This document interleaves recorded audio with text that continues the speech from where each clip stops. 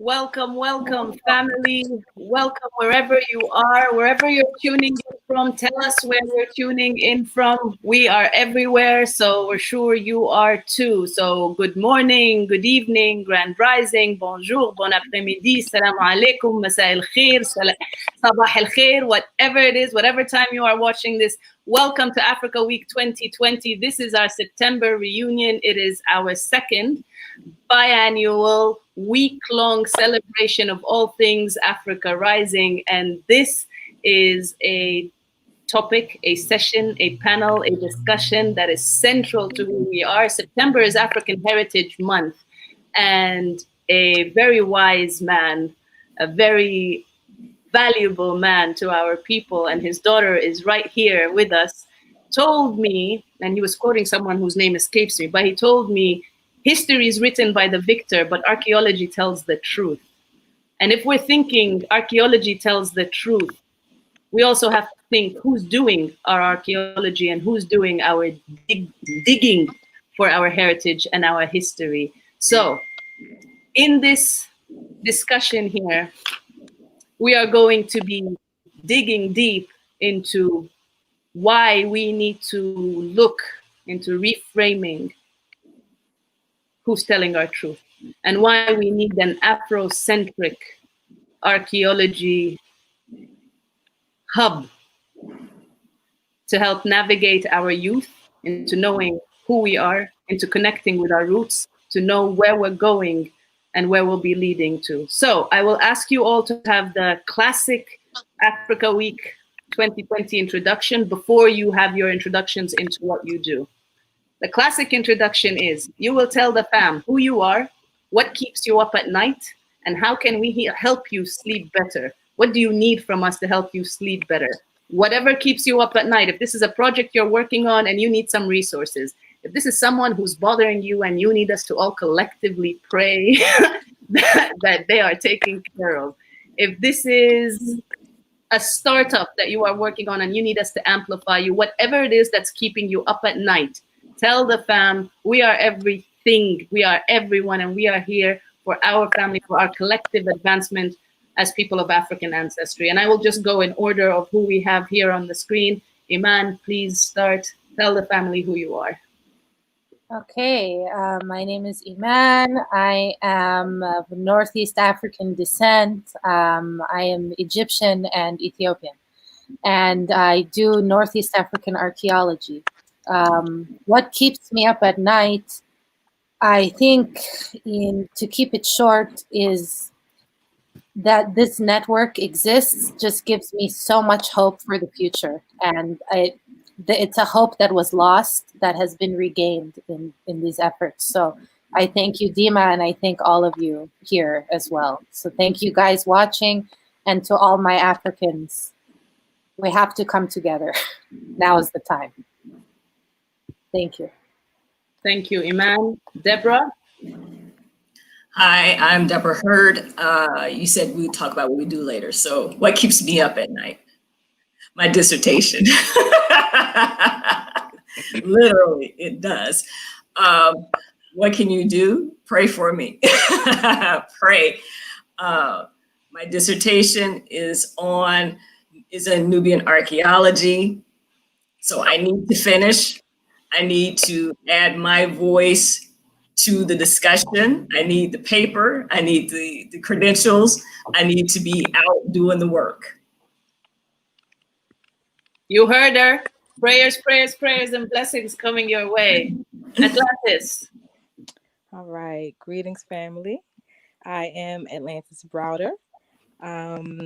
What keeps me up at night, because I'm definitely up late almost every night, but what keeps me up is actually the excitement and just the curiosity of what we're going to do, because this pandemic has allowed me to just kind of reignited a flame that, will never die. But, we just, I'm always concerned about the direction of our people. And this pandemic has revealed so many individuals, so many families, so many businesses, so many groups of people who are doing exactly what we need to do, no matter if it's baby steps or big steps. But I'm just excited about what we will do and how we will overcome many of the hurdles that we've been facing for decades and centuries. So what can you all do? What you're doing? Keep on doing what you're doing. Just make sure that we continue to revisit our goals, so that we can, as we meet them, it's always going to be something next that we're working towards. So just staying positive and surrounding yourself with people who remind you who you are and what your purpose is when you need that, because we all do. We have to take care of ourselves in order to achieve our purpose. So thank you. Thank you. Justin. All right. Hello, everybody. My name is Justin Dunavant. We can get into details later about what I do, but I'm an archaeologist, to keep it short. What keeps me up at night is lots of planning and lots of study. And I think that the goal right now is to not just counter the systems that are oppressing, but to create and actively develop systems that create the future that we want to see. And we realize that to grow beautiful flowers, you have to have a manicured garden. And so we like to make sure that we're creating those things in place, so we ain't got to worry about the flowers themselves. They'll be all right.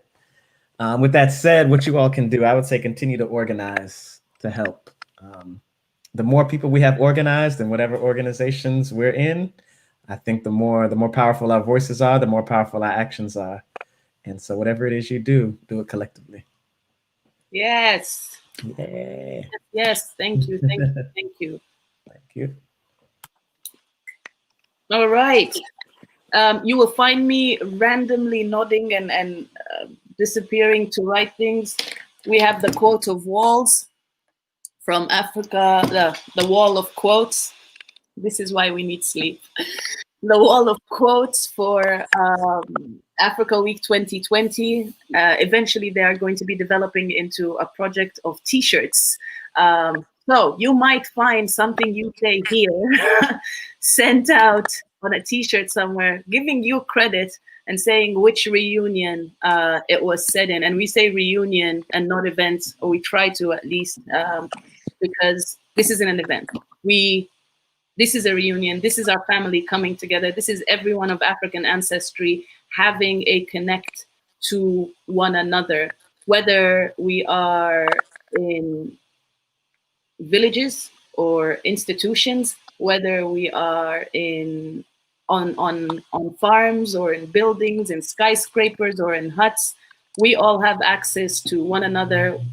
We had a panel 2 reunions ago where we had the Minister of Agriculture of SOAD and a startup of agri-business, and they're able to talk and collaborate and now have a partnership.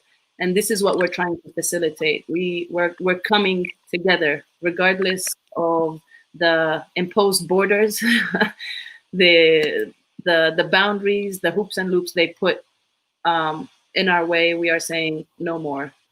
We have the technology, and we are proving to everyone that we're proving to ourselves before anyone else that we are done being told who we can and cannot connect with. In that frame mind, you know where we come from. This is what you do. And we need to remember that, because that has been systematically and deliberately erased from our knowledge, from within our reach. And those of you who do have access to it, it is accessible mostly through things where you will publish, and they will ultimately be inaccessible to us because we need to have memberships to whatever they are published in, which is why I really appreciate those of you who are engaging in open access, those of you who are providing this information to our people for free, or even at a cost, but that it is able to be there because you're having a balance. You know, there's stuff that you're making because we all need to survive. We all have bills to pay and life isn't cheap. But you're also saving this time to come here and have this conversation and organize many things out of labor of love. And I say labor of love, it's not free. It takes energy to love. It takes time to love. And it keeps you up at night, whether it's for excitement or for planning or organization, it is keeping you up at night.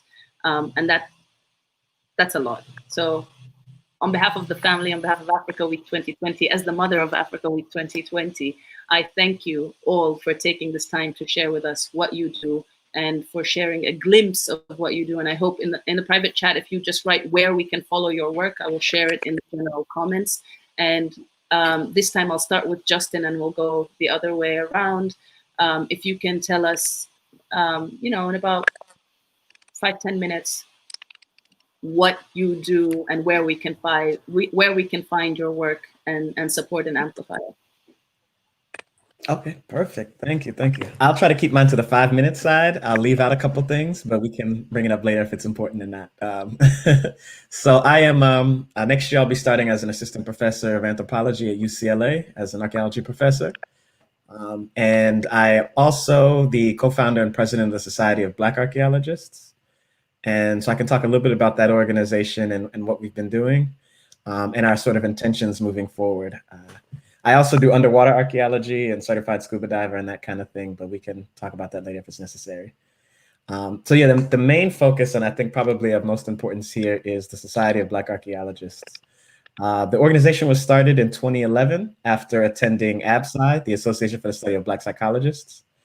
And that really amplified the potential of what we saw when we collectively come together under a disciplinary banner to address needs that are relevant to our community.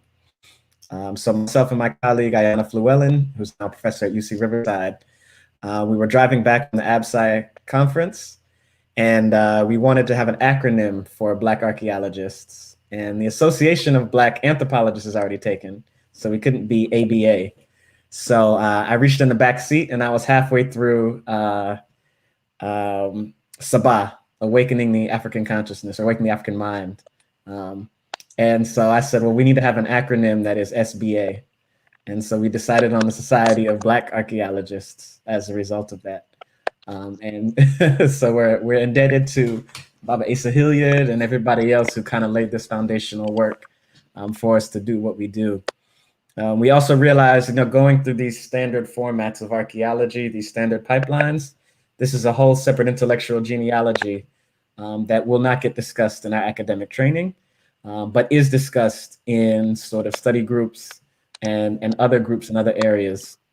So we find that to be very important to our own intellectual genealogies, and everything from ASCAC, the Association for the Study of Classical African Civilizations, to the various groups and reading groups that communities in Africa and the diaspora have started for collective knowledge is important. So as the Society of Black Archaeologists, we're trying to add on to that. We realize that there's institutional gatekeepers and boundaries that keep us from accessing certain aspects of archaeology. So we've set up this institution to provide support for people who are interested in doing PhDs in archaeology, to provide a network of support for those who are already doing this collective work. And then just as a larger sort of sounding board and potential representation for archaeology, artifacts, and heritage related to people of Africa and African descent.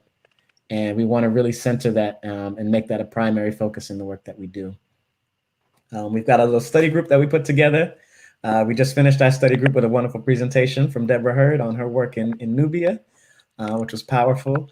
We do it every other week, and we've had a number of great speakers covering everything from the colonial name of French Guiana archaeology to archaeology in Nubia and Kush.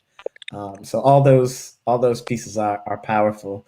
My own work is situated right now. I did work in Ethiopia. I've done work in Tanzania, the Gambia, Belize, Jamaica, so forth. But my primary focus now is in the U.S. Virgin Islands. And it's in the U.S. Virgin Islands, specifically in the island that's known as St. Croix. Indigenous people knew it as II, where I'm studying the ecological and environmental impacts of slavery and the slave trade. And so the idea is that, we're talking about reparations, and this is something that I had always sort of been interested in. We talk about reparations as if we're ready to sort of receive everything that we need to be paid for. And I always said that we need reparations. And while we need reparations, we also need to know and understand the full extent of what has resulted from slavery and the slave trade. So we can't assume that we know everything. So part of my little piece to that project is trying to uncover what are the environmental impacts that have resulted out of slavery. The environmental impacts of clear cutting, hundreds of year old old growth forests for plantation agriculture. The runoff that ensues from coral mining, shoreline erosion, all of these things need to be compensated for. So we're doing archaeological work in St. Croix to sort of uncover that environmental history, looking at soil degradation, looking at coral mining, looking at runoff and reduced rainfall from deforestation. And then we're also trying to actively offer forms of retribution as well. So while on the one hand, we're also saying, these are the things that occurred, we're also not waiting for them to provide some sort of retribution. And so we believe it's important to move forward and actually provide our own restorative work. And realizing that communities have been doing this all along. I mean, if you go to these islands, you go to these locations, people that live in these communities know what the damage that has been done from colonialism. And those who are actively able to fight against it have already established systems by which they do that. It might be a local environmental agency, need to be a little bit louder. It might be it might be another group, but they have knowledges and ways by which they make these things happen. So part of it is also amplifying those to find the ways that we can contribute to that. And part of it is stepping outside of our quote unquote disciplinary boundaries. And so as archaeologists that can scuba dive, we can also help with coral reef restoration. We can also help with taking counts of local fish populations and looking at the effects of runoff and some of these hurricane damages. So all those different components we're trying to bring in to make it common practice for academia and archaeology. And I'll stop there, and then we can touch on other aspects later if needed. Oh, please. Please, don't stop. Keep doing what you're doing. Please.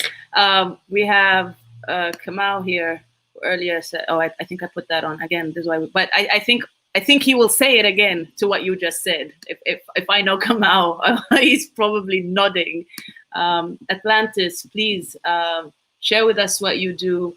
And just for those of you who did not make the connection, the quote I said, the history is written by the victor, but archaeology tells the truth. It was her father who told me that, who quoted that when he welcomed me with his team to Luxor. And I'm so very grateful to that experience, because it started just like a roller coaster of events, which I will probably be weighing in a bit. But thank you. I just had to preface with that. Atlantis, please tell us what you do. All right. Thank you. So first, before I begin, I just want to say to Brother Justin, that's the type of excitement that keeps me going.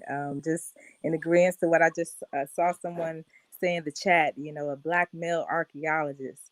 I'll share a little bit of my work, but to see an African man, doing this work where we are so underrepresented is extremely amazing. So, and you said you left some stuff out that wasn't even everything. So you're obviously doing some great work. So I'm excited to follow you.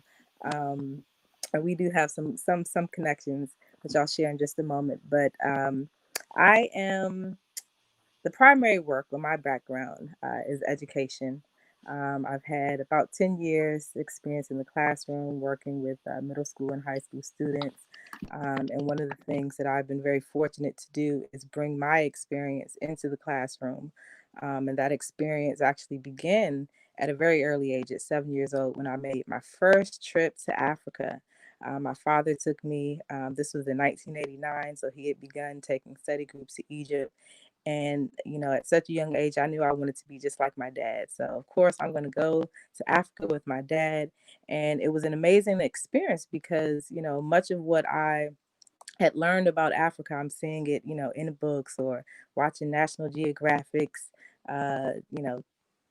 television programs and read the magazines. But to be able to travel there, travel to Kemet, which is where I went at 7 years old, and to see it with my own eyes, to walk through these, humongous structures built by Africans thousands of years ago, and just reinforcing that, what most people don't know is that we have a tremendous history that goes back thousands of years prior to slavery. And so, as a result of making my first trip to Africa, I was able to with the suggestion of a family friend. I wrote my first book at the age of 8, wrote and published my first book. So at a young age, I'm following in my father's footsteps. He had written his first book in 1989 called From the Broader File, which is still a bestseller.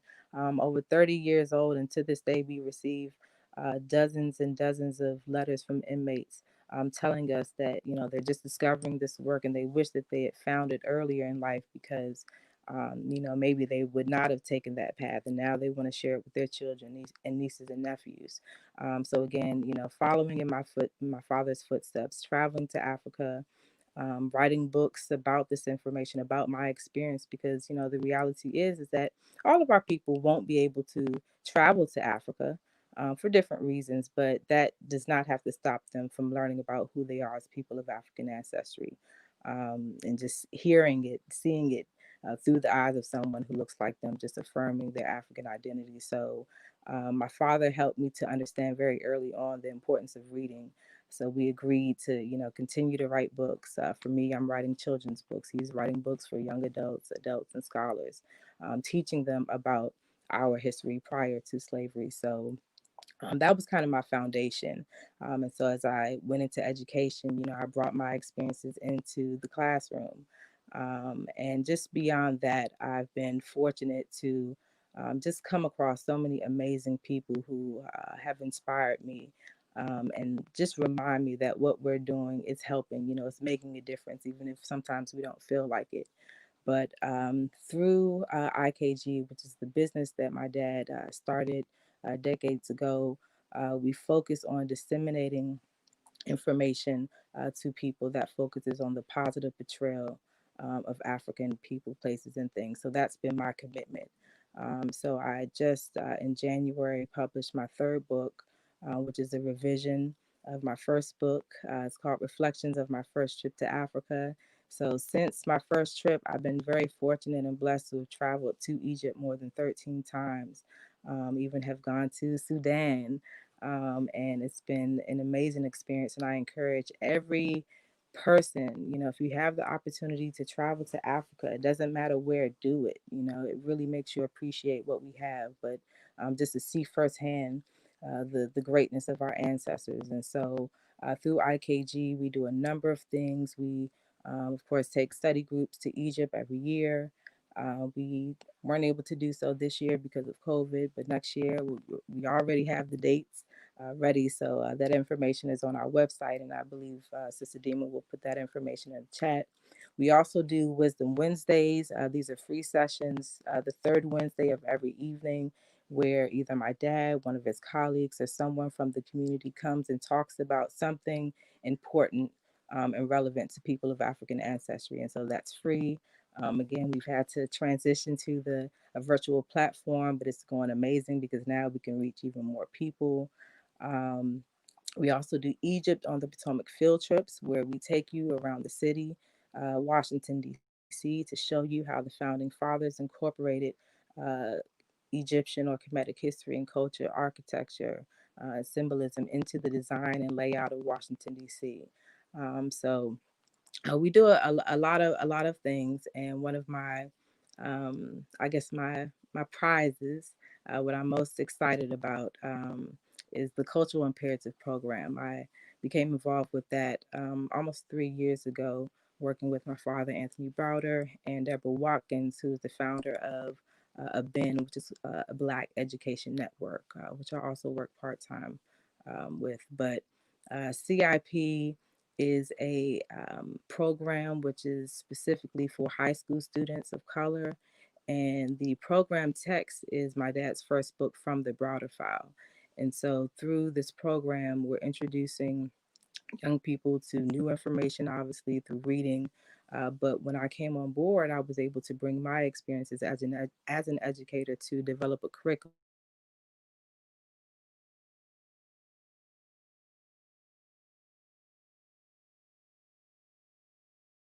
rollout. We did our national rollout. Oh,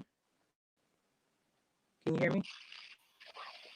It got a bit choppy for a bit, but then it's back. But just for good. Okay, okay, am I good? Okay, it's kind of lagging on my end. All right, so let me just kind of wind down really quickly. So Cultural Imperative Program, we had our national rollout. So of course, as Brother Justin said, a lot of information that, and I think you too, Sister Deem, a lot of the information that we need to know, we're just not going to learn it in the school system, and unfortunately, not even in our churches. But not all of them. Some of them do, but it is our responsibility as adults, as parents, to ensure that our children get this information. And so we kind of have to go back to the basics, and parents are really being challenged during this time.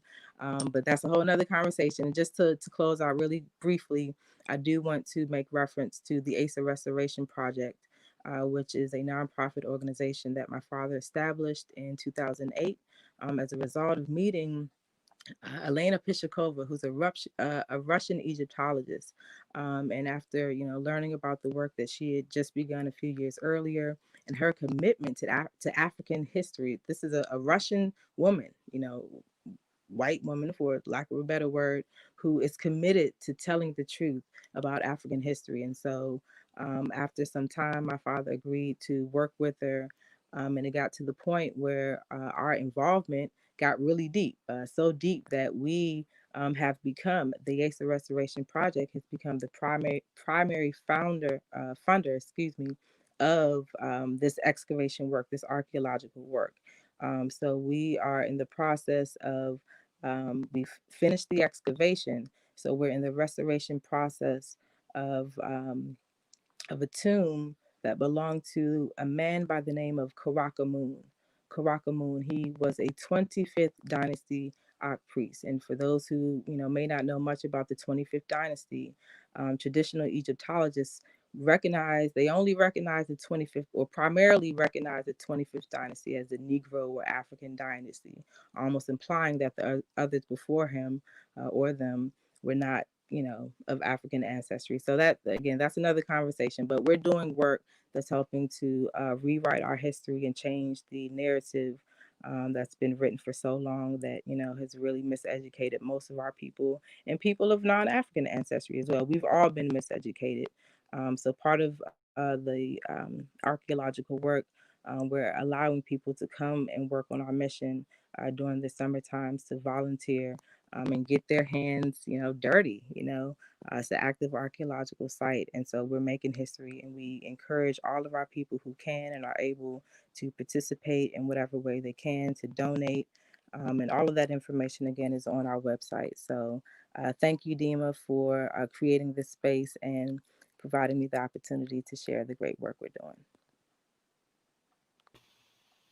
Thank you so much for sharing this wealth of knowledge, and I must here acknowledge and present the co-creatrix of Africa Week 2020, and the auntie, the Tata of Africa Week 2020, Alexandra Loves. Thank you, sis. She's hopping around in the background preparing for the family hour, which we have later on. But we bless you and we thank you for all the work that you're doing and for taking the time to share this, and also to this connection that you have with working with the Russian archaeologists, to say that, or to re-emphasize that we will work with anything and anyone who is genuinely, truly rolling up their sleeves and understanding what we're up against.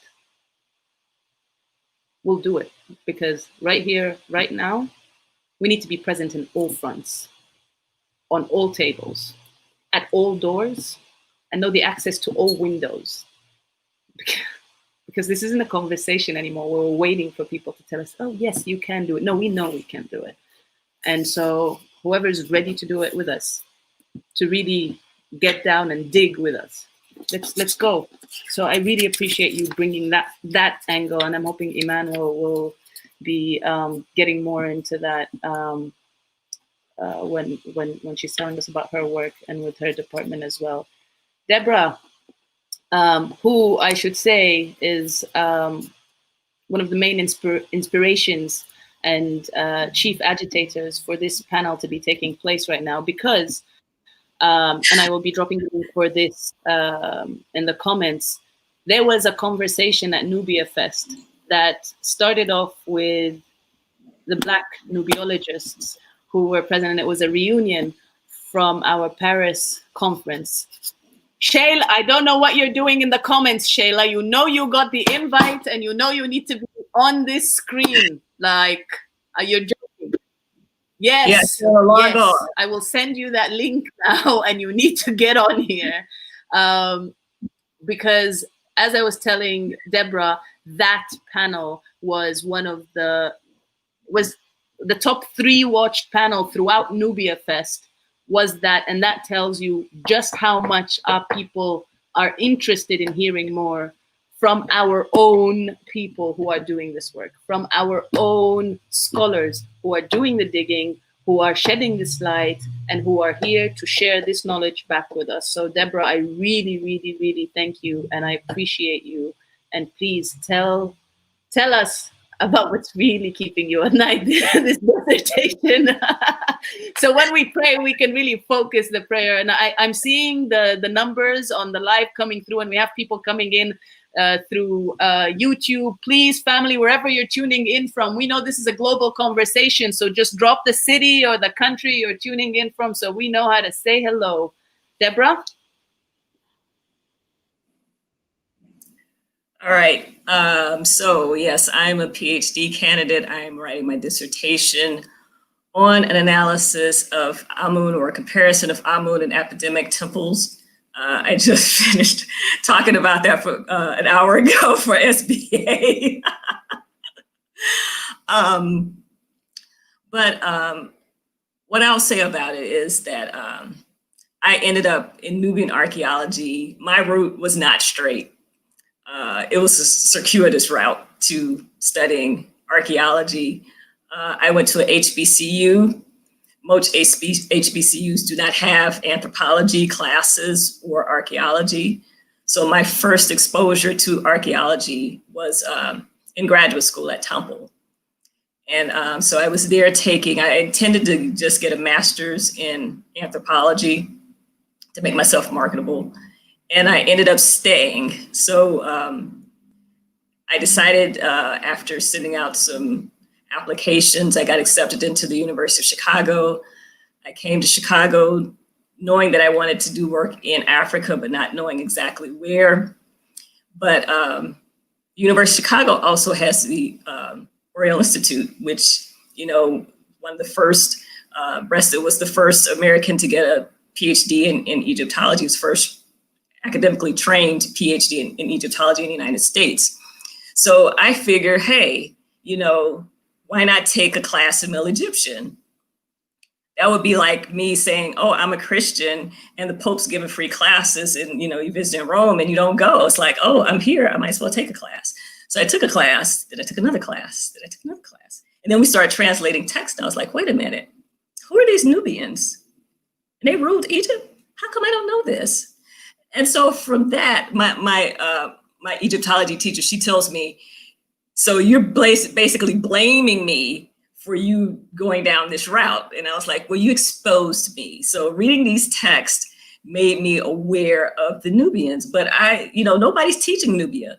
So I had to go on a self-taught, self-directed, years-long journey of Nubia, Nubian archaeology, Nubian history. I had to teach myself. So every class that I took became a way for me to study something else about Nubia. So if I've taken a landscapes class, well, I'm going to do a paper on the landscape of Lower Nubia. If I'm taking a class on chronology, well, I'm going to do a chronology of the kings. So everything became an opportunity to learn about Nubia. But I also continued to take language classes. And so I ended up deciding to do work on the Kushite period because the Kushite kings were making inscriptions using Egyptian hieroglyphics. And so I'm like, I have studied these texts all these years. I'm going to actually use it. So my dissertation looks at inscriptions and text in addition to the archaeology and the iconography. So it combines all these different avenues. Because I am also, I have a degree in African American studies, so I have a background in Black studies. That's very important for me. So part of my work, aside from the dissertation, is trying to talk about Nubia as a part of the Nile Valley of East Africa, Egypt as a part of the Nile Valley of East Africa, Egypt and Nubia as a part of the Nile Valley of East Africa, the Nile Valley and Ethiopia as a part of East Africa. So reframing Nubian, Egyptian, and Ethiopian archaeology to start talking about East African archaeology that's embedded in Africa, that takes its cues from Africa, that uses, looks to Africa for interpretations instead of looking outside of Africa. Understanding that the Nile Valley cultures originate in Africa, not outside. So that is a part of what I do just outside of my academic work, is how do we start addressing and reconceptualizing and breaking down the barriers between Egypt, Nubia, and Ethiopia, and start thinking about a larger East African archaeology.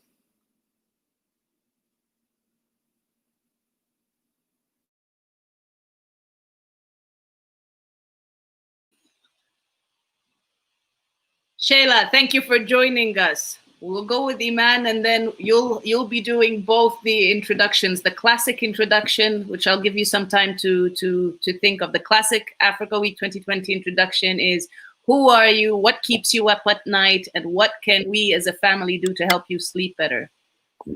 Digest that while Iman shares with us what she's doing and how she's now finally back in the US after many times of trying to connect to the discussions for the internet. Thank you, Iman. No, thank you guys so much for having me. And I have to stress that even just look at this panel, hearing Atlantis, Justin, Deborah, Shayla, all of you, Dima, you guys don't know. Like, a lot of us don't know that this exists on any level. I didn't even know HBCUs existed until last year. I felt so cheated. You have no idea. I felt so cheated. Both my parents are from villages that we don't know these things. We don't know that there's communities out there lobbying for African rights, for connecting the diaspora. We have no concept of this. We're in these little, insular communities just trying to make it, and we don't know that these things exist. So this is really important. I can't stress that enough. I had no idea any of you people would walk this earth. And it's unbelievable to me that we have the opportunity to bring this to the next generation. It's really powerful. But anyway, I digress. I will start by saying that I agree with Deborah 100,000%. Waiting for her to finish her dissertation so I can coax her into working with me on Ethiopian studies for Egyptology. So I do Egyptology. Yes, I started doing Egyptology at UCLA. I'm a grad student at UCLA. And I'm half Egyptian. I didn't feel welcomed on any level of my existence into that field, into that crowd. On any level, I was just an alien. And I pretty much gave up hope with it. I didn't see a future for me in Egyptology, and I was very confused because I have to go through this Western program to get back into my own culture, and there's no place for me in it. And I was just completely baffled by this system that I'm surrounded by people that are constantly just simply exoticizing my culture on a very strange level, almost to the level of obsession. And these are lived realities that I don't think Western people kind of grasp. It's very removed for them, especially Egypt. Egypt is so ancient in their eyes that there's no connection between modern Egyptians and ancient Egyptians, which I don't think is true at all. But anyway, that led me into doing Northeast African archaeology solely because there's so little people in it. And solely because I can actually do some kind of meaningful work there. To do any work in Egypt, forget it. But that's a lost cause. You have to be extremely privileged. I mean, there are probably ways that I don't know exist, but they're not being made clear to anybody on my level, at least. And I'm coming from one of the top institutions, so that alone tells you about the state of what's available and how things are being made available and to whom they're being made available. So this study has really led me to reconsider everything I learned about Egyptology and now Northeast African archaeology, to kind of recontextualize how I look at my own ancestry. And why am I observing it with a Western lens? I'm wearing Western glasses to look at my own culture, my lived realities that have been delegitimized by this colonial past. And so I wrote my PhD proposal, and I realized in it that a lot of what I'm doing and proposing is perpetuating this inequality within archaeology and within Egyptology. So I stood back and said, I need to indigenize myself and give myself more of a opportunity to become valid and to let my ancestry become valid as the Western world thinks it is. And so now my mission is in decolonizing epistemologies, expanding epistemology, and indigenizing archaeological methodology. So that's my 2 cents. Thank you, guys. No, that's the mic dropping, my darling. Yeah, yes.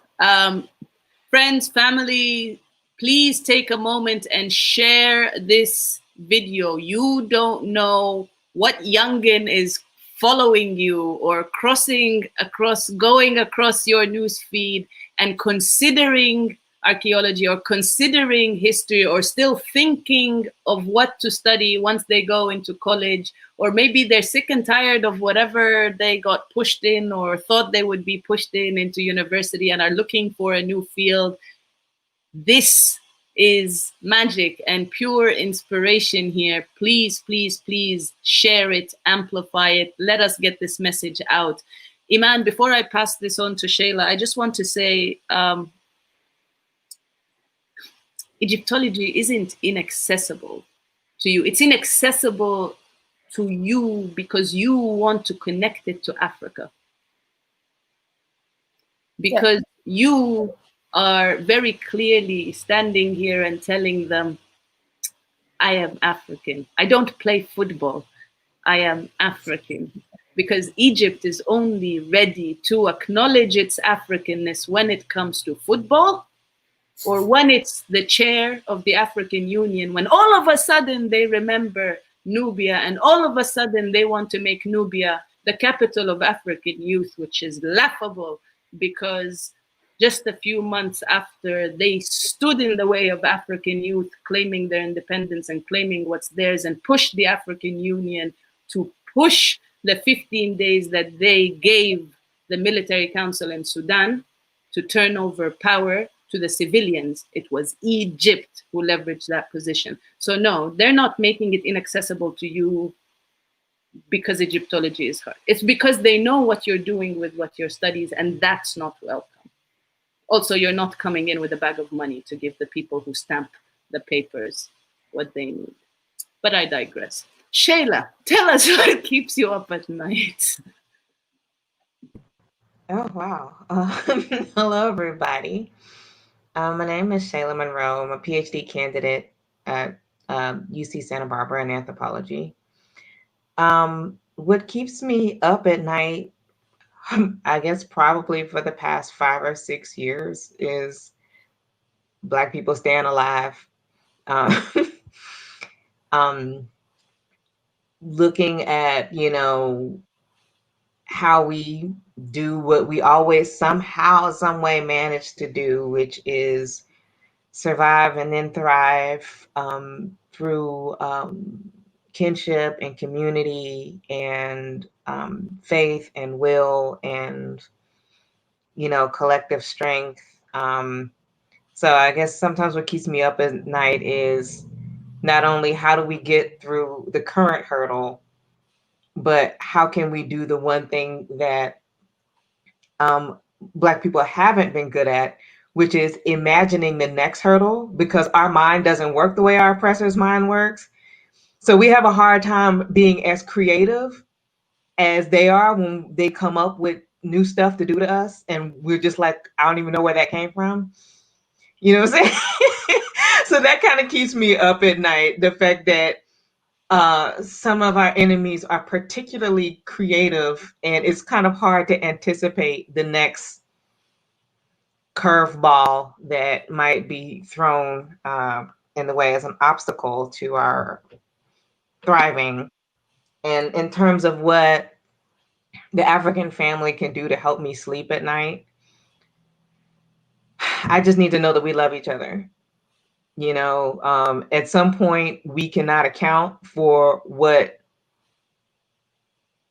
if we laying in our beds asleep and somebody is up trying to figure out how to take us out, at some point we can't really account for that. But I need to know that we love each other and that we are with each other and that we're willing to protect and nurture and nourish each other, regardless of what somebody else got going on in their head. Thank you. That made it well, I mean, a few other things made it to the quote wall. You missed earlier maybe when I said that there's a quote wall for All Things Africa Week 2020 that will later make it into a t-shirt project. I do want to say that I disagree with you about us not being as creative as they are. Well, I mean, it's evilly creative because sometimes they do stuff. Even that. It's just we're using our evil against each other. That's the problem. That's it. Even that, we beat them at it. It's just we're using it against each other. Oh, right. If you spend enough time in Africa, you would know that she's right. No. We're just as creative. Even that, we beat them at that too. It's just right. we're unguided as to where to direct it. But even that we're fixing through this work, through coming together. Because our problem is that, not that we're that creative or we're more creative. Our problem is that we don't know how creative we are. I mean, we're so creative. We came up with plans of what will happen after we die, thousands of years after we die, and found ways to keep that knowledge so that our great descendants are able to tap into it. And they still find ways to pop up and communicate with us well after. So the creativity is not our problem. Our coming together is the key. And I just before I yield to you for your 5 minutes, because we want to get into how the work is. Tell us what you do. I do want to read Viola's comment, because that's to Iman. She pushed it after Iman was saying, it's because the technology that is Nubian is advanced, even more advanced than the 21st century. No colonizer wants us to reconnect to our power, while they try to unlock it and make up a story. You, my sister, the ancestors will speak to your soul, and you will know you are the key. And they don't want it unlocked, because those who hold the birthright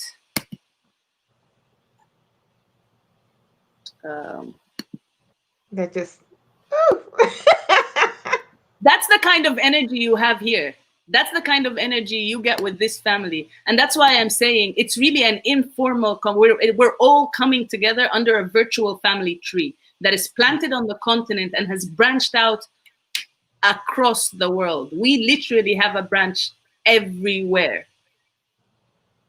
I need you to feel that. I need you to feel that the love and the prayers and the blessings that are about to come your way after this session, during this session and after this session, really, truly embrace it, because what you are doing is central to what we're trying to generate here. The 3 pillars for our reunion this September is research, rediscover, and reclaim. Yes. Okay?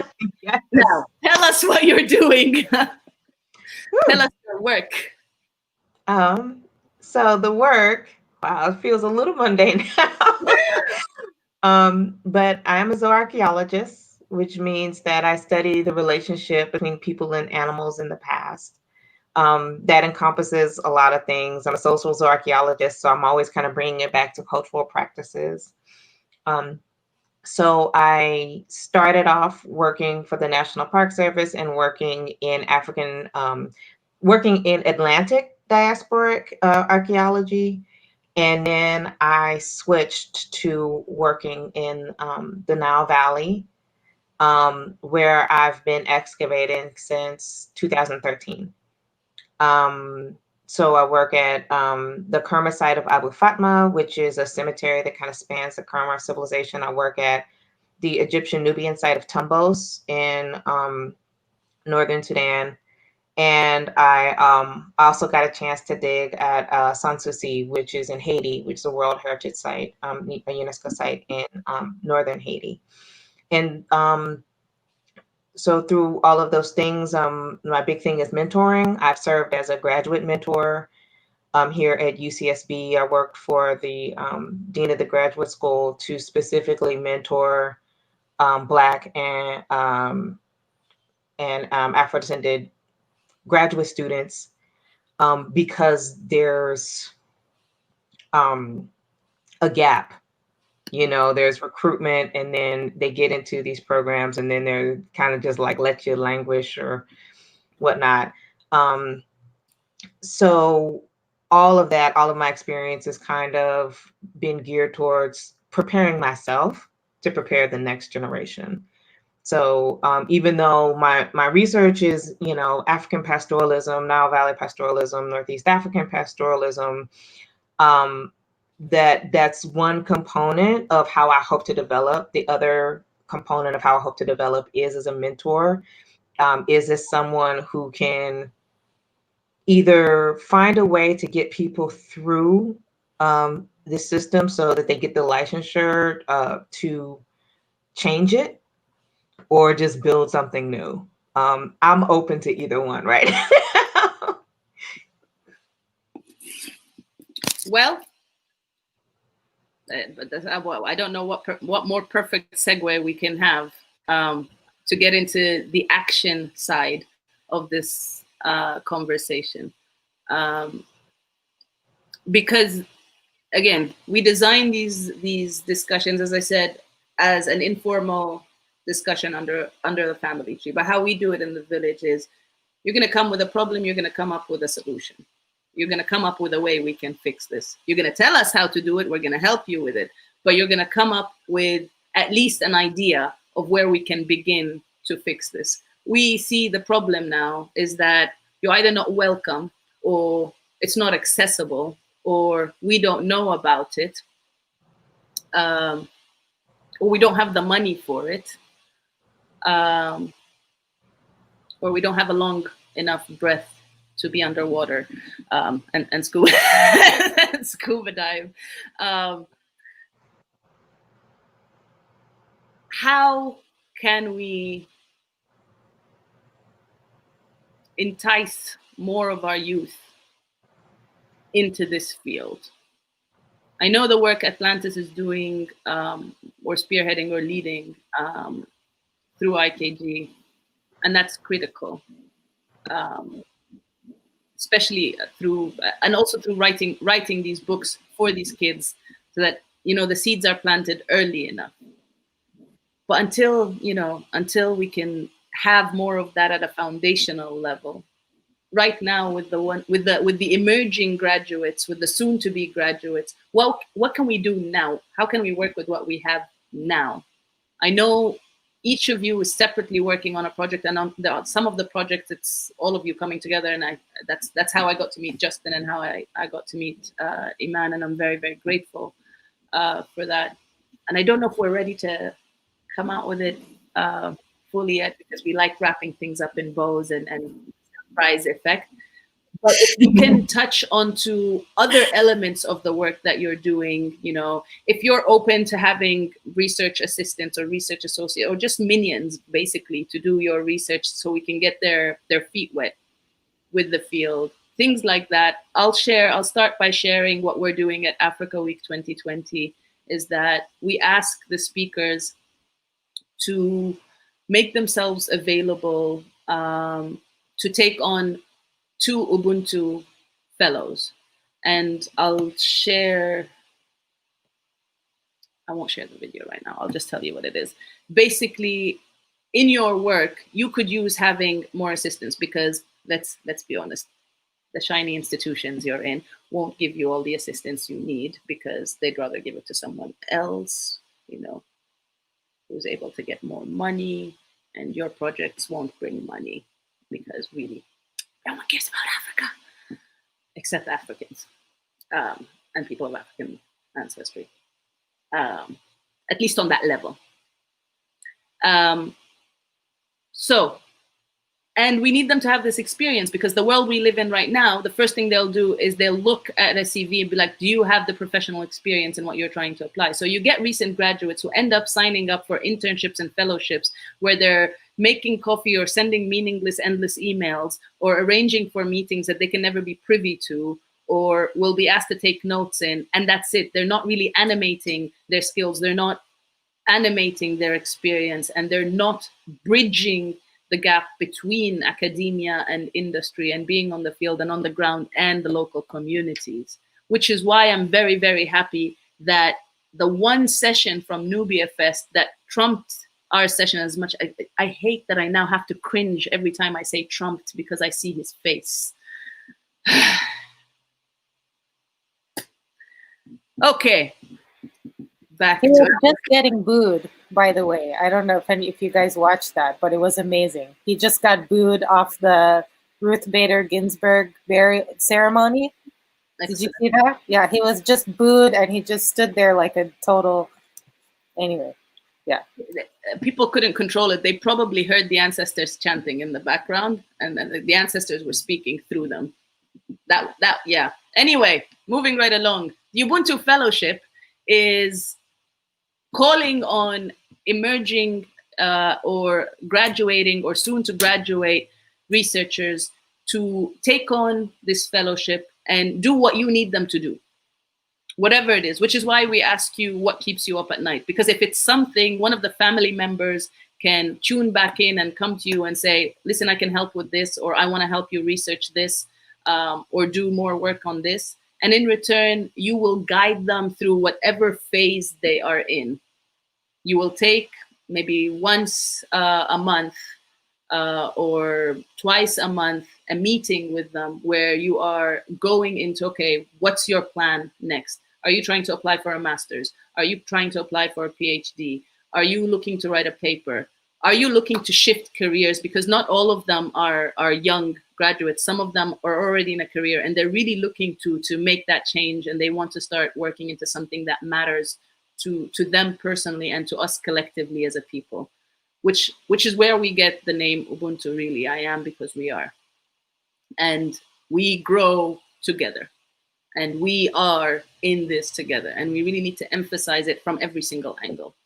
So that's what we're doing. And if you or anyone you know who is in this field is open to taking on Ubuntu fellowships, we ask for them to be 2 so that you are also being the bridge, because one will be from the continent and one will be from the diaspora. And as you work with them together, they are also working with one another. And whatever your philosophy is, whatever your MO is, whatever you are instilling in one, you are instilling in the other, and you are bringing them together in that mindset as well, that what they will learn from you, they will then pass on to 2 others, one from the diaspora and one from the continent, and it will continue as a ripple effect. So if you have anything like that you are doing, send us the asks. Send us, it'll be just like a job. No one's being paid because it's all a labor of love.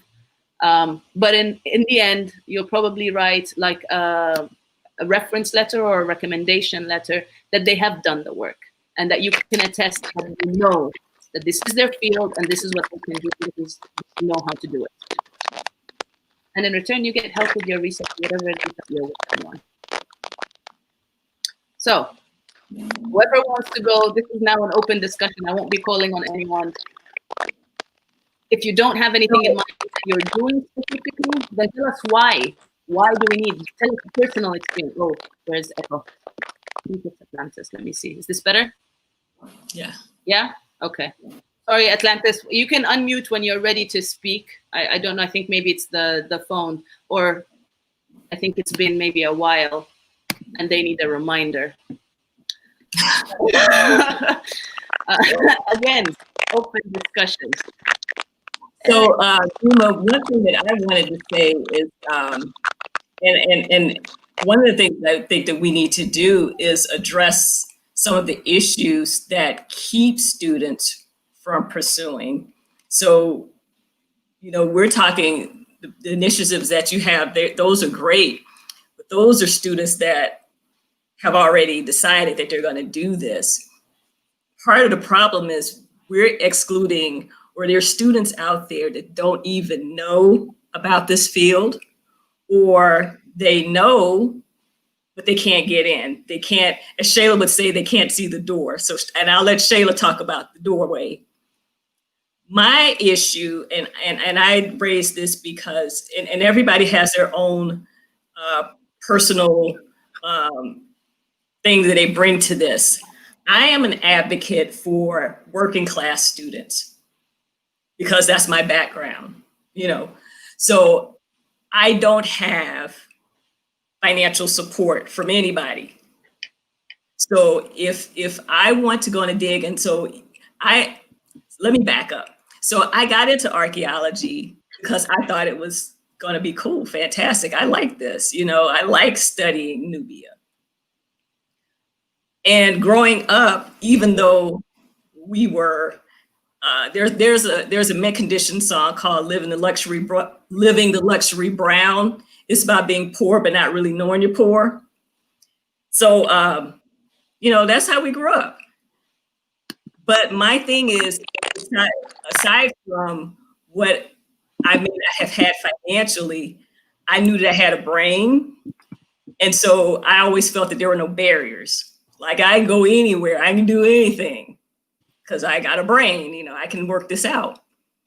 Except when you get into this field, just having a brain doesn't get you in the field. Yeah. You need money. You need funding. You need somebody that will take you and pay for it. If you don't have that, you don't go. So there's several years I have not been in the field because I don't have the funding. I don't have the money. I don't have somebody that will pay for me to go on a dig, even though I have these skills as an archaeologist. So we have to address the funding issue as well. We have to address the accessibility issue as well. So if you have students that are trained, and they're ready to go, but they don't have the funding to go, that's a disability. So that keeps them out of the field, that for being actively engaged in archaeology when that's their field. So we have to address all of these issues. It isn't just, there is some gatekeeping. Yeah, we got to address the gatekeeping, but there are multiple levels of gatekeeping as well. So I'm gonna let Shayla chime in with the doorway, because that's a whole other discussion. But we got to deal with all of these. We got to bring them out. So I mean, that's part of what we are talking about behind the scenes, identifying these hurdles and these obstructions so we can get past them, so we can have a mass of students that are ready to go out into the field. I wrote a proposal, I don't know, like 4 years ago for a grant. Of course, I didn't get it because I wouldn't still been working, so it was a write-up grant. But one of my objectives, I wanted to train students to go out in the field. And one of my thoughts is I want to be able to take an all-Black archaeological team into the field. That's why we didn't get the funding, sis. When I went to Sudan, I did not realize that I was the first African American that some people had seen in those villages. Like, they knew Michael Jackson because Michael Jackson's an international star. Beyonce, when they see Beyonce, and they might hear a song every once in a while, but a real live person from the United States that's Black, and I had no concept of that initially. And after I thought about it, I'm like, man, not only are you like breaking barriers, just going to the field, but you taking all of Africa America with you, because you are what they associate being Black in the United States with. So I didn't realize that, but my grandmother always taught me, treat everybody like you want to be treated. So when I realized that, I was like, man, I've been having these really connections with people, not realizing the effect that they're having on me, I'm having on them too. We went to eat dinner at one of the workmen's houses, and for you that don't know, the men go off one way and the women go off another way. So we went with the women, and it was just myself and one other person, and she was a white woman, so she spoke a little Arabic, so I let her sit in between the woman that was chosen to come sit with us, who happened to be a daughter-in-law. She was probably like in her 20s. Really dark, beautiful skin, and she was wrapped in her tobe. And so she just kept smiling at me. And I was like, oh yeah, so we're sitting, on the bed, talking, and Lisa's sitting in the middle, kind of translating. And all of a sudden, she pulls up to expose her arm, and she reaches across Lisa and puts her arm against my arm. And she's just smiling. I was like, we're the same. Yes, we're the same. And she just has this huge smile on her face. And then she takes her arm back, and like, I don't know, like maybe 5 minutes later, the spirit hit her again, and she had to do it again. And I was like, I wish that I knew enough Arabic to know what it was she really wanted to express. But that her actions alone showed me how much that meant to her, So I would tell them, I was like, normally all you white people riding around in the village, y'all would be the freak show. But because you got me, the one Black person, aside from the inspector, now I'm the freak show. They're trying to figure out, who are you? Who is she? Why is she with y'all? But yeah, it's so much more. There's so many issues that we have to address so that we can get our people out. We're asking these questions about interregional relationships, about Egypt not being Middle Eastern or Near Eastern. Egypt's African. It needs to be placed in this African context. Nubia is African and needs to be placed in African context. So if we are not there to say that, who's going to say it? You know, we're the ones that are like pushing. I mean, so there are discussions being had. Stuart Tyson Smith gave an excellent discussion yesterday in front of Harvard. And I was like so impressed, like, yes, finally we are having this discussion in the mecca of academia. But then there's these questions about the color of the Nubians. And I'm like, if you ask that question one more time. Did you watch it, Shayla? There are questions. I had an appointment, so I couldn't. Okay. But I told y'all that has come up numerous times with people who've never set foot in Sudan or Egypt, claiming that the Nubians aren't black. This one, and it's just like, you know what? I don't even have time. The Nubians aren't black? I just won't even address it. I'm like, you know what? I have a limited amount of breath in my body for this lifetime. That's not even like worth arguing about. About the Nubians portraying themselves with dark skin. This was Henry Louis Gates that kept asking this question. Can you stop asking that question? Because he's asked it, as we say in law, that's been asked and answered. Can we move on to another question? Wait. Did you say Henry Louis Gates was asking if Nubians were black? Wasn't that No. He was asking about the color question, which when he asked the first time, it was like, okay, yeah, for people that don't know why the Egyptians portrayed themselves as reddish brown and then portrayed the Nubians as dark chocolate brown. Okay, yeah, so Stuart explained this to y'all, for y'all that don't know. Okay, asked and answered. But then later on, he brought that question up again. I'm like, how many times you gonna answer this question? Because other folks were texting me like, why does he keep asking this question? Can we move on? Can we talk about something else? You know, so yeah, we got issues. Even I know I showed this video in the first panel that prompted this follow-up panel, but that was a Nubia Fest, so I'm going to show it here again, and I should warn. I got a nosebleed watching this. So make sure you either have some tissue or something, but this video needs to be shared because people need to understand exactly why we're having this panel. So I'm going to let Shayla pick up with the doorway issue. Can you see my screen? Yes? Are people seeing my screen? Yeah, I can see it. Okay. I'm sorry. Where this is going.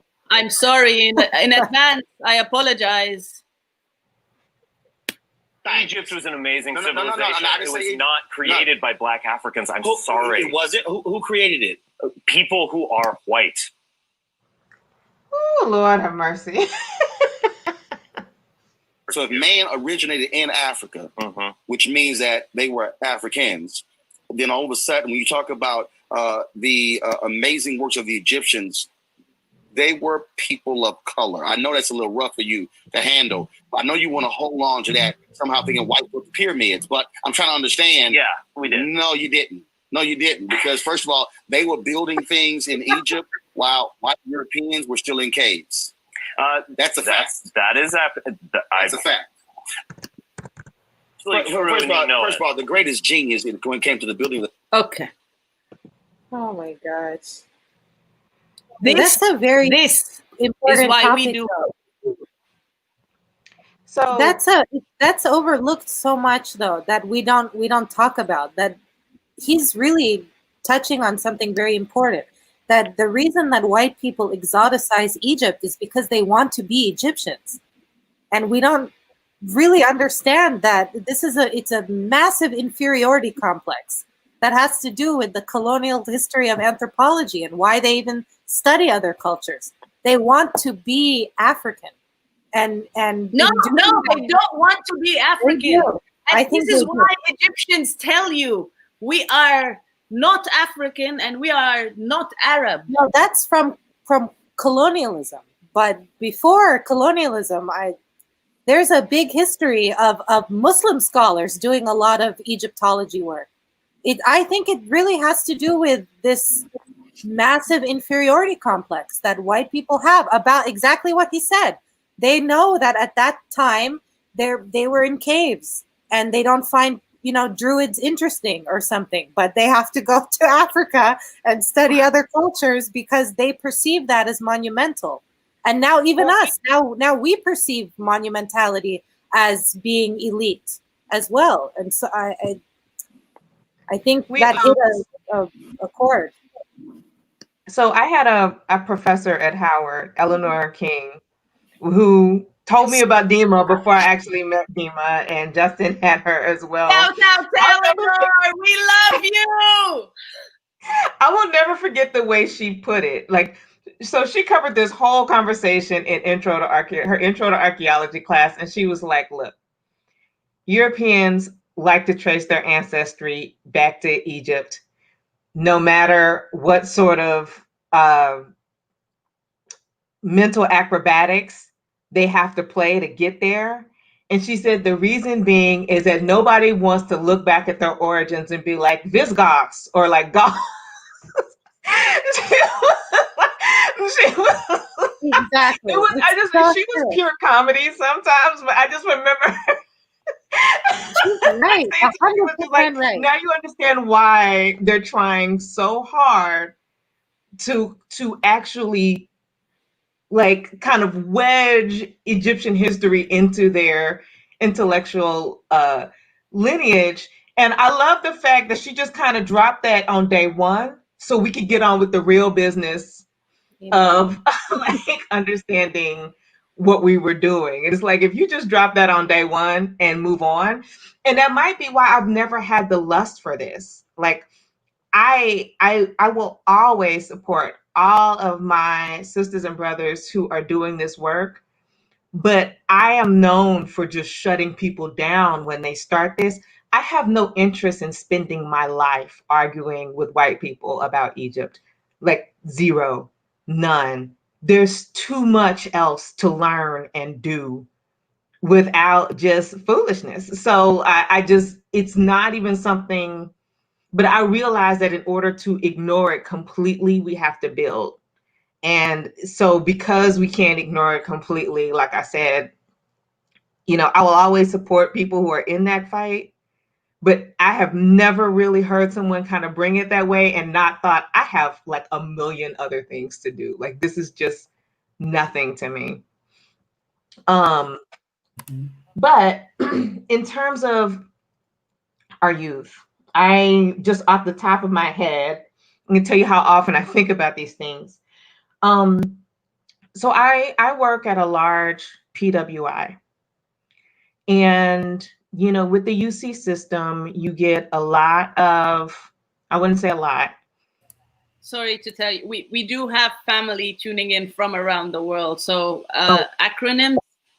Oh, so I work at a large state university, University of California, and a PWI is a predominantly white institution. So most of the students who go there are white, and you know, with a mix of Asian students, Hispanic students, Latino students, and there's a smaller number of Black and African diasporic students. One of the issues at these larger schools is that you don't get personal private mentoring. So over the years, I've observed some patterns, and one is students who kind of like barely make it into college through all of these obstacles. They do not come into these large state school settings ready to do research, ready to knowing how to schedule and devote their time and to go after research opportunities. They come in as freshmen not knowing anything about that. And I don't want to speak for all the UCs. At my UC, haven't done a great job of explaining to freshmen that come in, be like, okay, well, you're here to go to college, but also, you know, you want individual research opportunities. So we immediately have this disparity when in the anthro department about who comes to do internships, who comes to learn about going to Nubia, who, you know, our Black students don't even know that this is a thing that they can do. So one is we have to, within our communities, we have to kind of prepare those students who are going to school to get the most out of it. Because I've seen them junior, senior year after it's all over, like I didn't know that I was supposed to be trying to get independent studies, or I was trying, they're existing on these large state campuses and places like UCSB, there's one of me, you know, and, you know, I can't catch them all. So that's one, is that outside of these campus areas and maybe in these communal education spaces, for those of our students who are going to school, we have to prepare them how to get the most out of it. The second is representation. You know, if you are a Black student on our campus, it's going to be a minute before you see a Black archaeologist. We had two at one point, and they didn't treat the other one right. And the students were so excited. I mean, I already knew Janie. I already knew her. She went to UT Austin, but I remember the students, some of the Black students, they were just like, oh my gosh, Shayla, there's another Black lady archaeologist. Have you seen her? And I was like, yes, I know her. Naturally, we're friends. All the Black lady archaeologists are friends, right? But we are. So, but, you know, she didn't get the support she needed on the campus, and so she had to bounce. But representation. Justin and I were in the same undergraduate program. We were inspired by the same people. We went to school in a place that had Hansberry quotes on the wall. It was just kind of, we were so excited. Like, we were just so excited and we were so passionate. I remember sometimes students from other departments would come and sit in on anthro classes, and they would just leave like, what's wrong with y'all? Because we were just always like so hype, you know, about everything. And if I were an anthropology student or any student at this school, if I had come into this school as a freshman, under no circumstances would I think about anthropology or archaeology or the continent of Africa. There's nothing on this.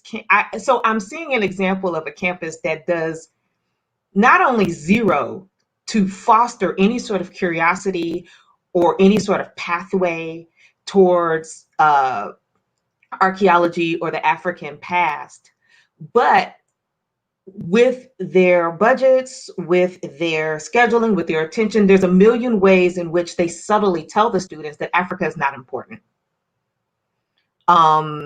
They say this with their course catalogs. They say this with their hiring practices. There are a million messages a day that go out that Africa is not important. So when you have these disciplinary wide, you know, hand wringing about, oh, well, you know, why are we so wide, and where is the diversity? And I was like, what message have you given any of these students that Africa is important, and that Africa is worth studying, and that African people have knowledge that is of value to the rest of the world? When have you ever given anybody from freshman to senior year that message? Never. You know, and so that has to be a part of these diversity conversations, is, you know, you have to be responsible for the message that you send about Africa. And I guess the last thing is collaboration. I wrote collaboration. I'm not really sure what I meant by I'm not really sure what I meant by collaboration, but I think part of it is, what I'm hoping is that we do pull out of these universities. Yeah, you're right. We have to get our check. We got to pay our rent. But what I'm hoping is that some of this real work just starts to happen off campus. Like, we have got to kind of build these knowledge communities away from people who are just holding it back. Thank you for that.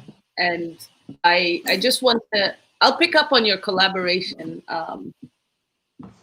comment. And again, it goes at the heart of why we're having this conversation, is because whether we like it or not, these institutions with their shiny logos are what have funding to allow these projects to take place, the missions and so on.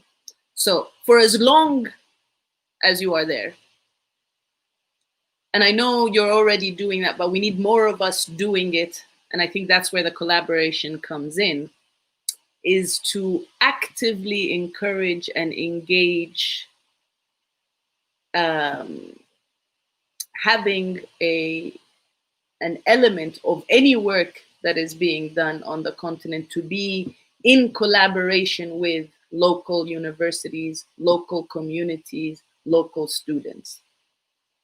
And I won't necessarily put so much emphasis on local universities, because I can speak about at least the universities in Sudan.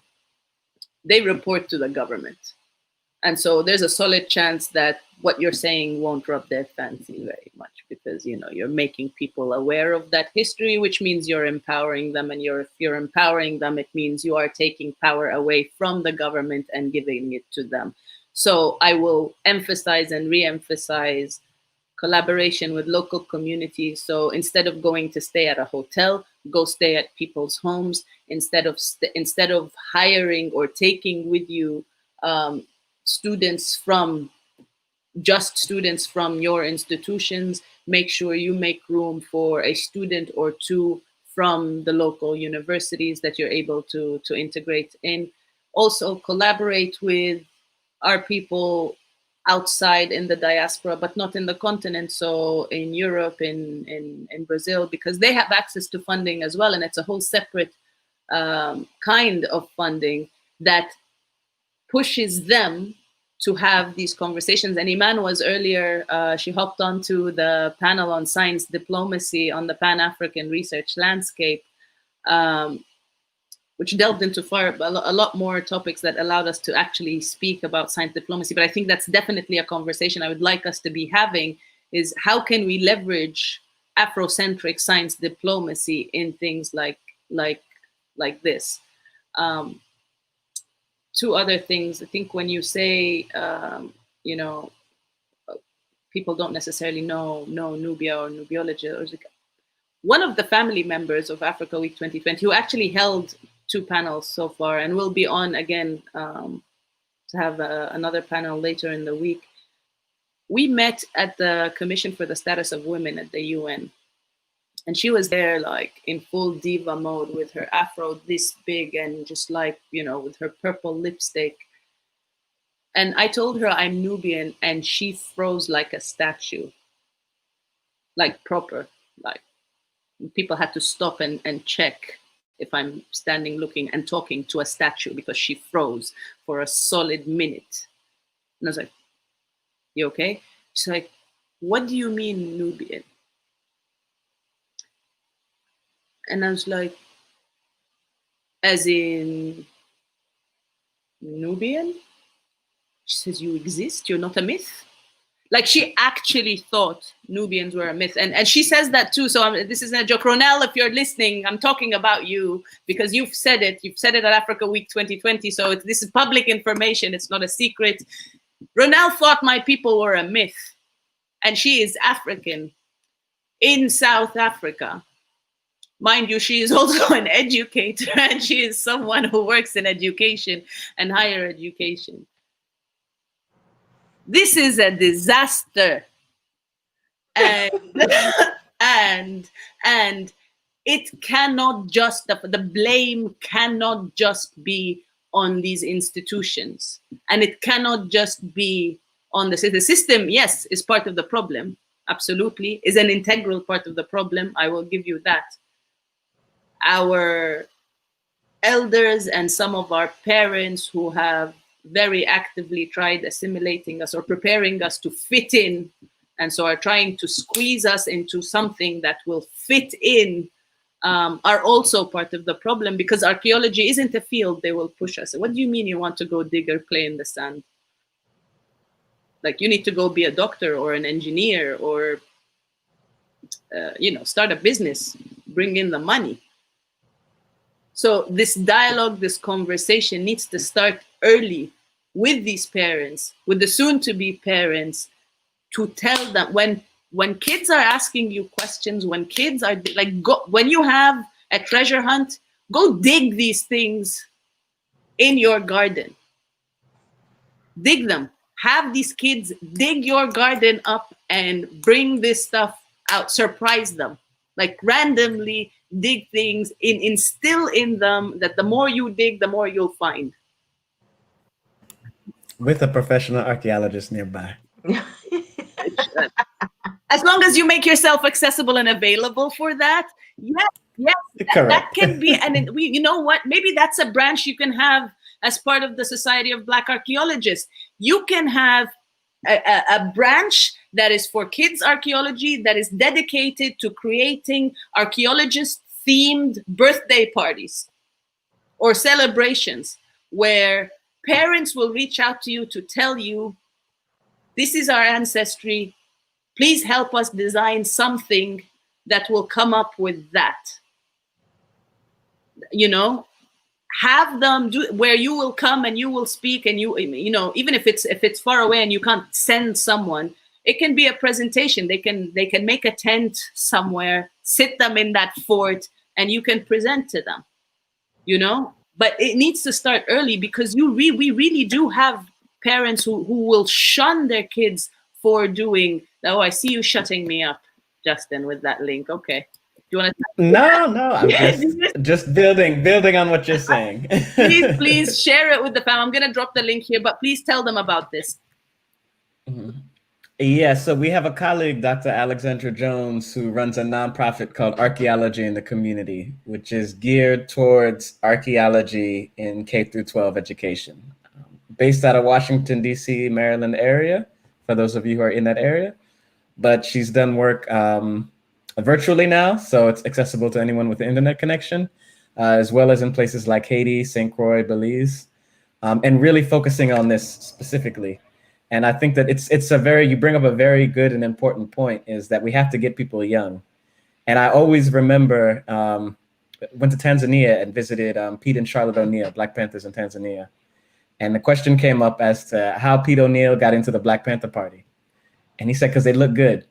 They had leather jackets on, they had guns and berets, they looked cool, and that's what he wanted, to look cool with them. And I think we need to make archaeology look good. I'm not going to pick up a gun, but I can put on a leather jacket and a beret if we need to. Hey, shovels are just as cool, I mean, in your case, maybe a mask with a thing, but shovels can be just as cool. we could do all kinds of things. That's happening. But I think that's an important critical point that you bring up. Because the what was it, National Geographic you guys did with the diving? I saw that shared on social media like 11,000 times. So you guys are really making it look good. Yes. Yeah, and that's an intentional move, and more of it is in the works, and more of it needs to be done. And I think that that's just one aspect of it. Again, encouraging people. Then we also have to have the resources on the back end, so that when young people see it, they have a way to get engaged. And so I think that's sort of the next step we have to build in tandem. And going off, Adima, what you said, I was in Khartoum one time, leaving the airport, and the young man who was helping me leave the airport, we were waiting on our ride, and we started talking. And I had told him that the last time I was in Sudan, I started learning Nubian. And he corrected me. He said, nobody speaks Nubian anymore. And he told me that his grandmother lived in Dangla. So that's how he knew that nobody in Sudan speaks Nubian anymore. And so these are those moments where I felt like in that moment, it wasn't my place to kind of like argue back. I just kind of listened. But that it was one of those moments where whenever I'm in Khartoum, people in Khartoum say, you're an archaeologist, and then they have 1,000 questions. So it is like a thing where there are people in Sudan who have not been exposed to, you know, just haven't been exposed to like that deep history. And sorry, yeah, I'm trying to look for something because you're about to be blessed to have the right to answer back anyone who tells you that. Close your eyes, Sheila. Wait, now I'm about to make this official. Now, hang on. This is well, serious. because we always skirt that line, you know. No, this is serious. Hang on. As a Nubian, Sheila, I give you all, Shayla, I give you all the rights, every single one of them, to answer back anyone who tells you no one speaks Nubian anymore, and let them know you do. Anyone who tells you that the Nubian civilization does not exist and that it's all ancient Sudan, correct them. It is your duty, your responsibility, and your privilege to do that. As a Nubian, I implore you, I ask you, and I bless you to do just that. Okay. All right. I'm so angry because the number of times this comes up, the number of times this is mentioned is ridiculous. There is a deliberate attempt, and I actually wrote that here as one of your comments. I think it was Iman, when you said there is a disconnect between ancient and modern Egyptians in the perception and in the teachings, and hence this is why it's being approached in the way that it is. This is what's being done now in Nubia. There is a deliberate attempt in proving that there is a discontinuation of our heritage, which needs to be fought tooth and nail, and it is our responsibility. It's our responsibility as Nubians, but it is our responsibility, it is equally our responsibility as Nubians to empower those who, I'm not going to say not Nubians, and this is something I learned from Nubia Fest 2020, and I thank Minna and I give her credit to that, is that she said there are two kinds of Nubians. There are Nubians by lineage and Nubians by love.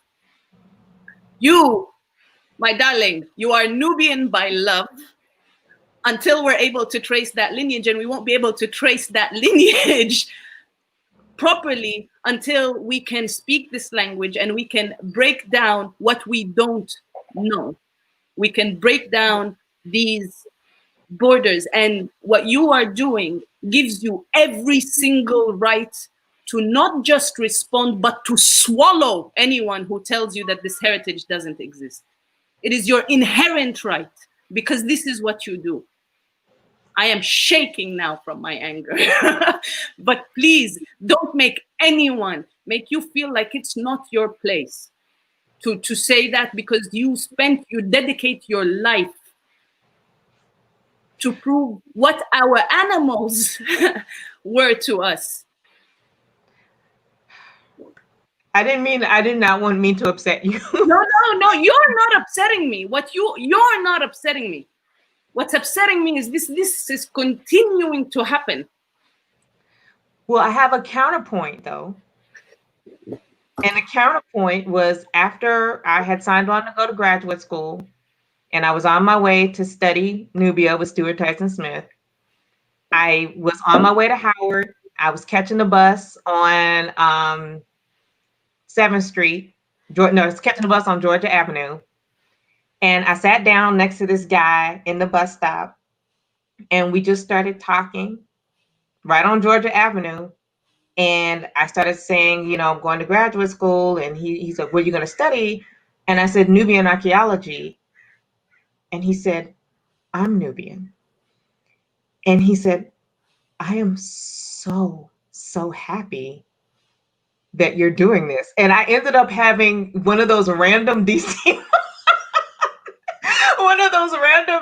moments at a bus stop on Georgia Avenue. And he was just like overjoyed. And So, I mean, it's a good counterpoint. I mean, I guess the irony is Georgia Avenue versus like the Khartoum airport. There is no irony there. It is so, because who's mostly on Georgia Avenue? Black folks. There is no irony. In Khartoum, they really truly believe they're not black. Right. In Khartoum, it's like, although they say they're Arabs, they don't seem to understand the Arabic name of the country is Bilad al-Sudan, land of the blacks.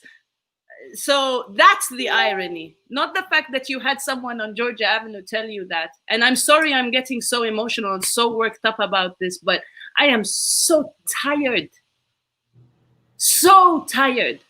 of people telling people who are dedicating their lives to educate our people and make them feel like they don't have a right to speak or correct them. As long as you are doing your work, sis, as long as you are doing the work you are doing, every single morning you rise, you remind yourself, we are Africa Rising, and you remind yourself that that gives you the inherent right to correct anyone saying anything about our people anywhere. Well, I feel like my desire is to gain trust. And trust has to be earned. And earning trust takes time. So that's, it's a part of the work. It's in some ways part of the most difficult part of the work is, you know, the same way I have to demonstrate a certain level of scholarly competence to gain the trust of my academic colleagues, I have to demonstrate kind of a human competence to earn the trust of people in Sudan. And that's kind of a lifelong endeavor. It's kind of something that never stops. But it is just simply a part of, it's simply a part of the work. And I'm not even sure I know the perfect way to do that, but I know that if you're not willing to earn trust, then you're in for a very bumpy road, you know, as an archaeologist. I respect and I appreciate this angle, and I honor it not to fight back. I do want to let you know that a huge part of the success of our global Black Lives Movement that is picking up right now as we speak is, in my opinion, acknowledging the elephant in the room. And the elephant in the room is that we have people in our midst of our own who are sabotaging the work being done, who will act flat out dumb to suck all your energy for what you are doing and then make you feel bad about it. So for us, as you said, when you say, I have far too much stuff to worry about to engage in that conversation, for me, where I stand, that should be your position for anything that contradicts what you know to be true, what you personally know to be true. It gives you that right. You don't need to gain trust in what you already know, because what you already know, you know to be true. It's not something you're still going to find out. You gain trust when you are going to find something out, when you are going to learn about the roots of something, when you are going to stay in someone's midst and and they need to welcome you in. I am with you there. But if you're going to be engaging with someone, and that someone, for whatever reason, it could be their ignorance, it could be their genuine ignorance, fine. We are at a stage in our lives, in our movement, in this revolution of consciousness, where stopping to entertain that has now is actively and increasingly becoming an act of complacency. And we cannot afford to have that get in the way.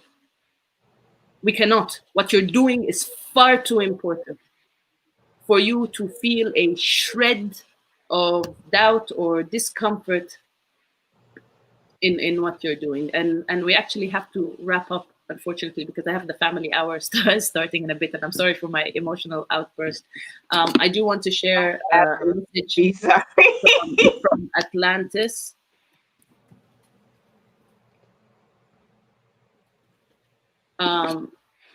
She said she's sorry that she was not able to work the audio. She thanks everyone and the guests, and it was a pleasure meeting all. And she apologizes for not following the discussion. Please, please, please continue to follow the work at IKG. Continue to follow the work of the Society of Black Archaeologists. And I yield to the three of you to send closing remarks. Sheila, I'm sorry. I hope you don't feel like this was an attack or that I was speaking out of line.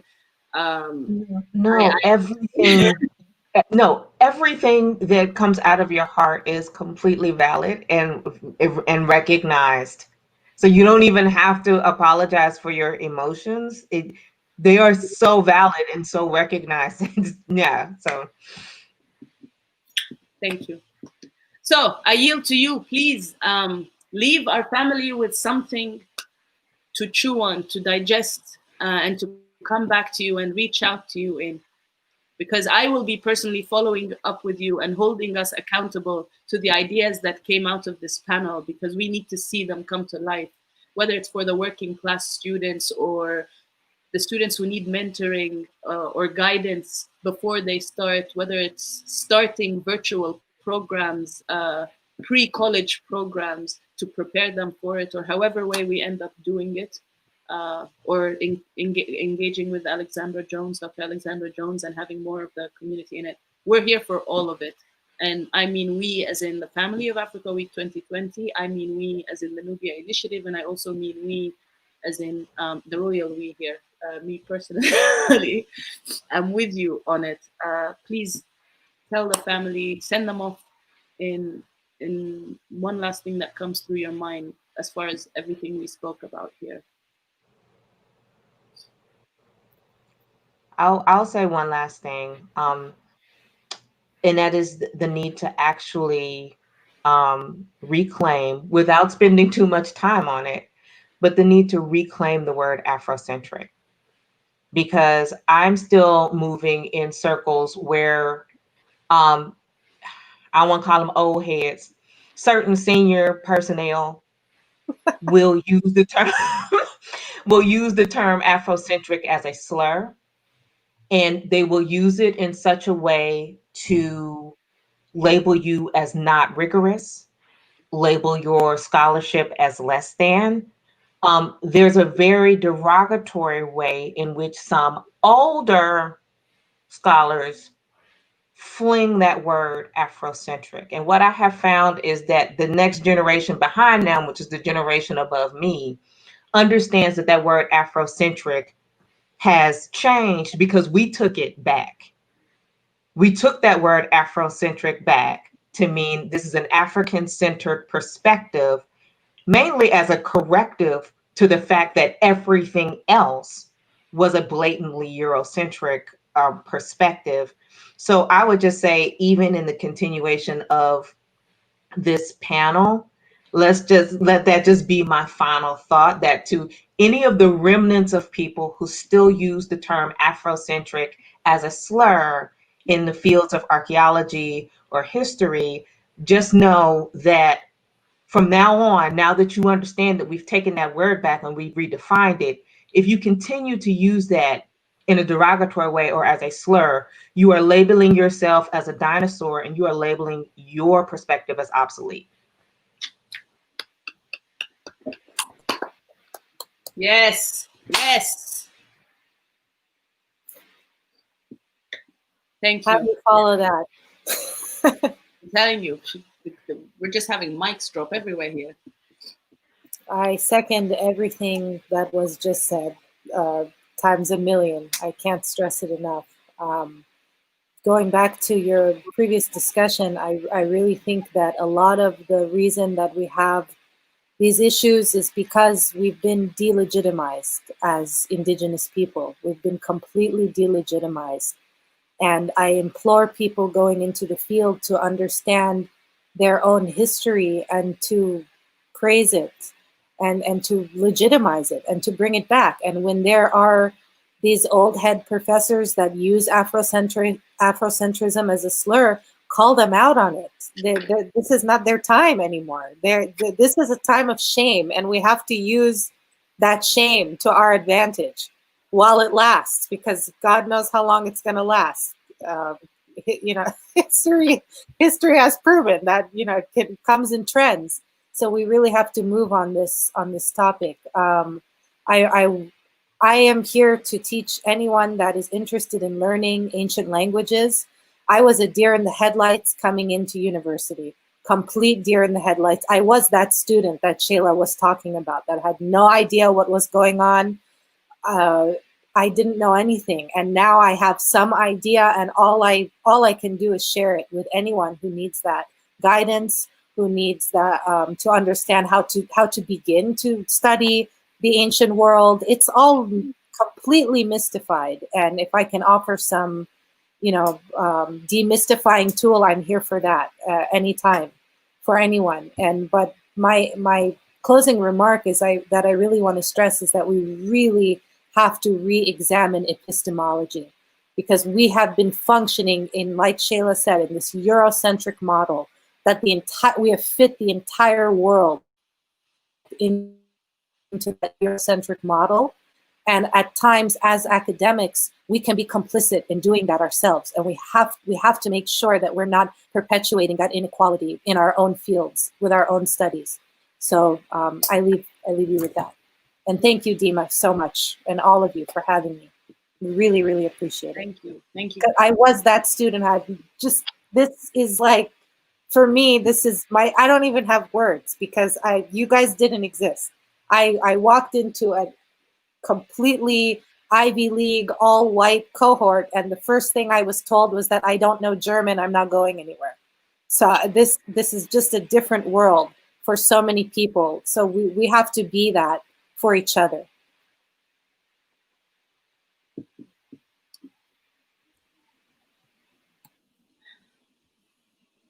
Kandaka. All right, so I guess I have two things to close with. The first is that, and this goes back to something that Shayla was saying about love. We have to love Africa. We have to love African people. We have to love ourselves as African people. If you start from there, then you can eliminate a lot of the conflict that we see that's going on about people arguing over heritage, who's Black, who's not, who's, don't want to claim Blackness. I'm Black. I claim Blackness in a certain way. I claim Blackness to show my connection with African descended people anywhere in this world. So anywhere I go that there's African people, I'm at home. So we have to love Africa. We have to love African people, and we have to love ourselves as African people. That unites us. Then we can start building the history. Because if you love yourself, if you love the land, then you'll want to build the history. So that's the first thing. The second thing, and Shayla's story reminded me of something that happened to me on campus one day. And I think this was about my second or third year at the University of Chicago.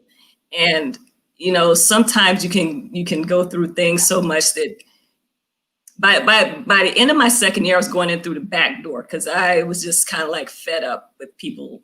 Just the anthro department I just didn't want to, I wanted to be there. I wanted to get my degree, but there were just things that were just irritating me. So I was just going in through the back door. And it so happened that I was on campus with my friend. It was during spring break, so there was nobody on campus. And my friend, he was from Puerto Rico, so he stayed over with me during the break. And so we were on campus, and there was this black man, older black man, sitting in the middle of the quad. And people didn't do that. You know, people stayed on the outside, but people just didn't kind of wander into the quad. So he's sitting there. It's spring break, there's nobody there. And I was in this depression, you know, like I feel like, why am I here? Why am I struggling? Why do I need to do this? So the man asked for some money. He asked me if I had $1 or something. I said, no. And I kept walking. But then as we got closer to the building, something within my spirit was like, go back. So I told my friend, I was like, you go on into the building, I'll catch up with you. I'm gonna go back. So I go back and he's still sitting there. Mind you, there's nobody on campus. So if you were asking for money, would you be in a place where there's nobody? Where nobody's gonna pass? No. So I go back and I gave him $1 or $2. And he said, thank you, sister. He said, what are you doing here? You study here? And I said, yes, sir. He said, what do you study? I said, anthropology, archaeology. He said, oh, that is so. He said, you know what? He said, you know what? I want you to keep going. He said, I want you to do this for me and for the other people that can't. He was an angel sent to me that day because he showed me something. What we're doing is bigger than any of us. We're building. We're building for the present. We're building for the next generation. We're building for those that come after us. So what we do is important. What we do matters. And we have to keep going, no matter the struggle. And I've struggled since then. I've had serious struggle since then. But I remember him saying that to me. And so it keeps me going, knowing that I'm doing it not just for myself, but for others. So that's my closing statement. And what a closing. And what a closing it is. We are building, and this is bigger. We are building what connects the past to the future. Yes. And we cannot afford to stop. And I am so, so very grateful to each and every one of you. And those of us who could not make it, and those of us who could not make it here. And please, family, watching this, if you're watching this live and you stayed with us throughout the entire session, thank you. If you are watching this later, thank you, thank you, thank you, thank you. Please share this. Share it, share it, share it, and share it again. And send those prayers to Deborah to finish so that she can sleep. Send those prayers to Iman. Send those prayers to everyone doing this work, to Shayla, to Atlantis, to Justin. From our entire Africa Week 2020 family, to you, we send you prayers, we send you blessings, and we thank you, thank you, thank you again. Follow them on social media, follow their work, and keep following them and uplifting them with your prayers. On that, we say thank you, we give thanks, and we say stay tuned. Africa Week 2020 fam, we have the family hour. Just refresh the page and we'll be on the second panel. Thank you. Peace and blessings. I love you. Thank you, Deva. Thank you.